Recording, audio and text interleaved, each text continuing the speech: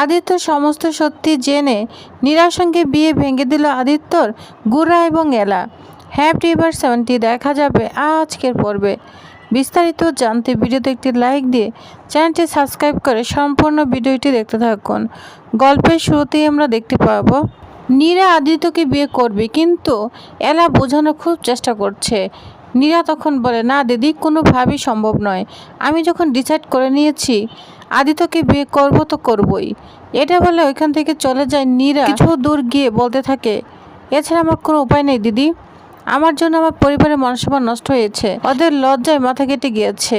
আমি এখন আদিত্যকে বিয়ে করে ওদের মানসম্মানটা রক্ষা করব। এছাড়া আমার আর কোনো উপায় নেই দিদি। এটা বলে নীরা ওইখান থেকে চলে যায়। এদিকে এলা ভাবতে থাকে, নীরা সম্পূর্ণই রিমুর উপর অভিমান করে বিয়েতে রাজি হয়েছে। ও এই বিয়েতে কখনোই সুখী হবে না। কিন্তু আদিত্যই বা ওকে বিয়ে করার জন্য এত উঠে পড়ে কেন লেগেছে? আসলে কি ওকে প্রকৃতই ভালোবাসে, নাকি এর পিছনে কোনো উদ্দেশ্য রয়েছে? এটা ভাবতে থাকে এলা। এদিকে গুড়া এবং ক্রেশ দুজনে একসঙ্গে বের হয়েছে। অফিসে যাবে, কিন্তু গুড়া যাবে এলাদের বাড়িতে। তখন ক্রেশকে বল, ক্রেশ, আমি কয়েকদিন মিত্রবাড়িতে থাকবো, তুই এই কদিন ব্যবসাকে সামনে নিবি, ঠিক আছে? তখন বলে, দাদা চিন্তা করো না, আমি অবশ্যই সামনে নিব, তবে 2টা ফাইল রয়েছে, তুমি সাইন করে দাও। তখন গুড়া ফাইল সাইন করতে থাকে। ওদিকে ঐশী আর আলিয়া প্ল্যান করছে কিভাবে নিজেদের দলিল সাইন করে নেওয়া যায়। ঐশী তখন গুড়াকে বলে, দাদা ভাই কোথায় যাচ্ছ? তখন বলে, হ্যাঁ মিত্র বাড়িতে, মানে তোমাদের বাড়িতে যাচ্ছি। ঐশী তখন বলে, হ্যাঁ তাহলে চা খেয়ে যাও। তখন গুড়া বলে, না না, আমি চা খাবো না, আমার সময় নেই। ক্রেশকে খেতে বললে ক্রেশও না করছে। এদিকে আলিয়া আড়াল থেকে চোখ ইশারা করে বুঝিয়ে দেয় যে ফাইলের মধ্যে চাটা ফেলে দাও। তখন ঐশী সাথে সাথে ইচ্ছা করে ধাক্কা লাগে ক্রেশকে, আর চাটা পড়ে যায় ফাইলে। তখন ক্রেশ বলে, কি করলে ঐশী? এটা জরুরি কাগজ ছিল, এখন আমি কি করব? ঐশী তখন বলে, সরি, আমি এক্ষুনি মুছে দিচ্ছি। আর তখন এই সুযোগে ফাইলটা নিয়ে যায় ঐশী, বাড়ির দলিলগুলো ফাইলের ভিতর ঢুকিয়ে দেয়। তখন ঐশী এবং আলিয়া অনেক খুশি হয়ে যায়। এদিকে আমরা দেখতে পাবো আদিত্য নেহাকে ফোন দেয়। আদিত্য হচ্ছে নেহার দাদা। নেহা বলে, হ্যাঁ দাদা ভাই, কি খবর, কতদূর কি করেছিস? তখন বলে, আমাদের প্ল্যান সাকসেসফুল, নীরা বিয়েতে রাজি হয়ে গিয়েছে। শুনে নেহা বলে, ভুলে যাও না দাদা ভাই, তুমি ওইখানে গিয়েছো মিত্র বাড়িটার দলিল উদ্ধার করতে। যা শুনে আদিত্য বলে, বাড়ির মেয়ে যদি আমার হয় দলিলটা আমরা এমনিতেই পেয়ে যাব। তখন এলা অনেক খুশি হয়ে যায়, বলছে, বেচারা এলা একসাথে 2টা জিনিস হারাবে, নিজের বাড়িও হারাবে, স্বামী শ্বশুর বাড়ি হারাবে, সাথে সেন মেনশনটাও হারাবে। একেই বলে ডবল ধামাকা। এটা বলে নেহা অনেক খুশি হয়ে যায়। অন্যদিকে দেখা যায় ঐশী আগের ফাইলটা লুকিয়ে নিজেদের দলিল দিয়ে দিয়েছে ভিতরে সাইন করানোর জন্য।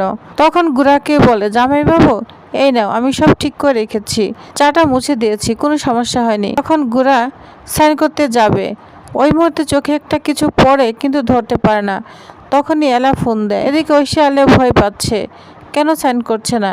এলা গুড়াকে ফোন করে বলছে তাড়াতাড়ি এলাদের বাড়িতে যাওয়ার জন্য, কারণ নীরা বিয়েতে রাজি হয়ে গেছে, নীরা বিয়ে করবে, কিছু একটা করতেই হবে।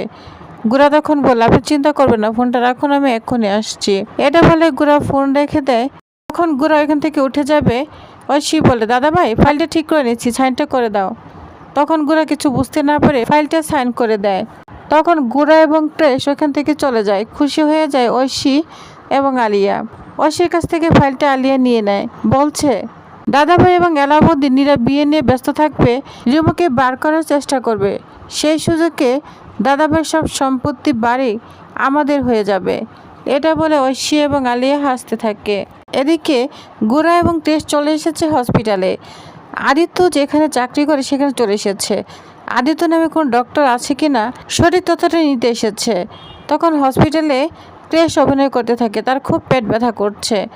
তখন গুড়া বলছে, আচ্ছা এখানে কি আদিত্য নামে কোন ডক্টর আছে? উনি খুব ভালো ডক্টর শুনেছি, আমার ভাইটা অসুস্থ, তাই দেখাতে এসেছি। তখন এইখানে আদিত্য ডক্টর চলে যাচ্ছে। লোকটা তখন বলে, ওই তো আদিত্য ডক্টর চলে যাচ্ছে। তখন গুড়া যা দেখে অবাক হয়ে যায়, কারণ এই ছেলেটির সঙ্গে আদিত্য কোনো মিল নেই। গুড়া তখন লোকটিকে বলে, আচ্ছা উনি কি আদিত্য? আমি তো শুনেছি অন্য একজন আদিত্য। তখন বলে, না না, উনি আমাদের হসপিটালে আদিত্য, খুব ভালো ডক্টর, আপনারা সিরিয়াল নিয়ে দেখাতে পারেন। এটা বলে লোকটা চলে যায়। এদিকে গুড়া সঙ্গে সঙ্গে এলাকে জানিয়ে দেয়, এলা আপনার সন্দেহ ঠিক, ওই ছেলেটা এখানে ভুল ইনফরমেশন দিয়েছে। আদিত্য নামে মনো ডক্টর রয়েছে, কিন্তু ও নয়। তখন এলা অবাক হয়ে যায়। এলা তখন ফোনটা রেখে বলে, তাহলে ও ভুল ঠিকানায় আমাদের বাড়িতে আছে, কেন আছে?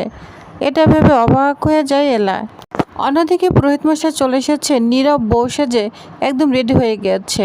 এলা তাকে বোঝানোর চেষ্টা করছে, নীরা এখনো সময় আছে, বিয়েটা একটা ছেঁড়া খেলা নয়, সারা জীবন তোকে সংসার করতে হবে, একটু ভেবে নে নীরা, হুট করে কোনো ডিসিশন নিস না। তাছাড়া আদিত্যকে আমরা কেউ চিনি না, তুইও চিনিস না, একটা অপরিচিত ছেলে। তাছাড়া রিমু তো জেলে, রিমু তো কষ্ট পাচ্ছে। যা শুনে নীরা বলে, রিমু কষ্ট পাক, আমি তো চাই ও কষ্ট পাক। যা শুনে এলা বলে, আচ্ছা যদি তুই শুনিস ও নির্দোষ, তাহলে নিজেকে ক্ষমা করতে পারবি তো? যা শুনে অবাক হয়ে যায় নীরা। নীরা তখন বলে, আমি এত কথা শুনতে চাই না, আমি বিয়েটা করব ব্যাস, আমি আর কোনো কথা শুনতে চাই না। এলা কিছুতেই নীরাকে বোঝাতে পারছে না। অন্যদিকে দেখা যায় নেহা চলে গিয়েছে জেলখানায় রিমুকে দেখতে। রিমু তো নেহাকে দেখে অবাক হয়ে যায়, বলছে তুমি এখানে কেন এসেছো? নেহা তখন বলে, সেনবাড়ির ছেলে এইভাবে জেলে রয়েছে, এটা ভাবা যায়? আচ্ছা তুমি যার জন্য এত কষ্ট করছো, তুমি যাকে ভালোবাসো, সে তো তার লাইফটা নিজে সেট করে নিয়েছে, সে বিয়ে করে ফেলছে। যা শুনে রিমু বলে, না না এটা হতে পারে না। নেহা বলে, এটাই হচ্ছে, একটা ডাক্তার পাত্রকে বিয়ে করছে, যে ডাক্তার পাত্ররা ওদের বাড়িতে গেস্ট হিসাবে ছিল, আদি নাম, তাকে বিয়ে করছে। সম্ভবত তার এখন মালা বদলও হতে চলেছে। রিমু তখন চিৎকার করে ওঠে, বলছে, না না এটা হতে পারে না, কখনোই হতে পারে না। নেহা তখন বলে, তাই হয়েছে, বুঝতে পেরেছ? মৃত্যুবাড়ির মেয়েরা না খুব স্বার্থপর, নিজের স্বার্থ ছাড়া কিচ্ছু বোঝে না। এসব কথা বলে নেহা ওইখান থেকে চলে যায়। এদিকে দেখা যায় বিয়ের পর্ব শুরু হয়ে গিয়েছে নীরার। আদিত্যকে মণ্ডপে বসানো হয়েছে। নীরার মা বলে, বাবা তোমাকে অনেক সুন্দর লাগছে, তবে যতটুকু পেরেছি অল্প সময়ের মধ্যে ততটুকুই করেছি। আদিত্য তখন বলে, কোনো সমস্যা নেই, লাস্ট মুহূর্তে নীরা ম্যাডাম যে বিয়েতে রাজি হয়েছে এটাই অনেক। তখন ওইখানে গুড়া টেস্ট চলে আসে। গুড়া বলে, কিছুতেই এই বিয়ে হতে পারে না, আমার ভাইকে যতক্ষণ আমরা নির্দোষ প্রমাণ না করব ততক্ষণ এই বিয়ে আমি কিছুতেই হতে দিব না। যা শুনে রাগান্বিত হয়ে যায় নীরার মা, বলছে, তুমি কেন এখানে এসেছো? আমার মেয়ের জীবনটা নষ্ট করে এখানে তোমরা এসেছো? জানো তোমার ভাই আমার মেয়ের সঙ্গে কি করেছে? তখন সমস্ত ঘটনায় খুলে বলে গুড়ার কাছে হাত জোর করে ক্ষমা চায়, বলছে, তোমরা বিয়েতে আর কোনো বাধা দিও না। পিছনে এলা দাঁড়িয়ে থাকে। এলা ইশারা দিয়ে গুড়ার কাছ থেকে বলে, কি খবর? গুড়া তখন ইশারা দিয়ে এলাকে কিছু বুঝিয়ে দেয়। এলা তখন আস্তে আস্তে আদিত্যর রুমে চলে যায়। আদিত্য রুমে চলে যেয়ে খুঁজতে থাকে, ও যেহেতু ডাক্তার নয় তাহলে কিছু একটা এখানে প্রমাণ পাওয়া যাবে, আইডেন্টি কার্ড। তখন এরা আইডি কার্ড খুঁজতে গিয়ে একটা ছবি দেখতে পায়, যে ছবিটা নেহার সঙ্গে আদিত্যর ছবি দেখে তো পুরো চমকে যায় এলা। টিভিএস তাহলে নেক্সট আকর্ষণীয় পর্বে কি হতে চলেছে? এবার কি রিমুর অপরাধীদের ধরতে পারবে এলা এবং গোরা? রিমুকে নির্দোষ প্রমাণ করে নীরার সঙ্গে বিয়ে দিতে পারবে গোরা এবং এলা? তো কি হতে চলেছে নেক্সট পর্বে জানতে অবশ্যই আমার সাথেই থাকুন। ধন্যবাদ।